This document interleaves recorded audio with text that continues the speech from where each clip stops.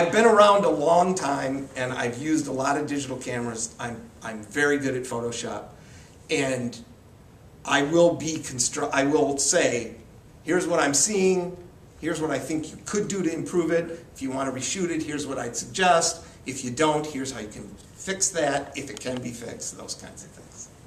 And there, we may actually end up in a situation, and I don't know how Chris feels about this, so I won't say it too loud, but where you want to submit a photograph as X, and I'm going to tell you, you know what, this might be the one that I'm going to help you suggest some manipulations, and it's just going to go into a different category. And it still might make it. Go into a photo art category. Right. Those quote, pure shooters may have a really great, all three, what he mentioned, but be manipulated a little more and do better over here.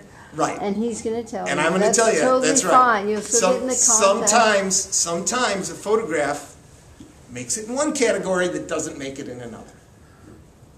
And you know, that might be a conversation we have. And I'll tell you one of the things, it's funny you said that people were complaining that the black and whites are X, you know, or get more of the attention. I had this experience Thursday night. I was teaching a Photoshop class that I teach up in Traverse City. And just as an example, I had brought some photographs. The first part of the class we were talking about retouching, and then we got into some black and white questions. I was showing them how to do some black and white conversions and how to do duotones. And I just picked up one of the pictures on my computer, which had been one I brought as an example for retouching, because the young lady in the photograph had terrible skin. And it was just it was a field day for retouching. It was everything I could explain in one photograph. But it was a photograph I'd always considered sort of uninteresting. I'd worked on the better photographs of her. I'd already worked on. She printed them. You know, they were done. So I went to the crud that I tossed aside, and I pulled one of the unedited photographs out just to take it to class. And we worked on a little and did that retouching in class and talked about it. And then it came time to do this conversion. We started messing around with duotones, and I made it black and white, and I started doing some color, some changing of the tonality of the black and white print, some selenium to something that's a little more greenish.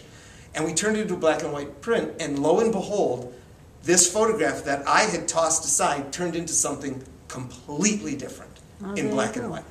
And all of a sudden, with a little crop, it was just a much more interesting photograph. Maybe not the greatest photograph in the world, but one that I had utterly rejected before.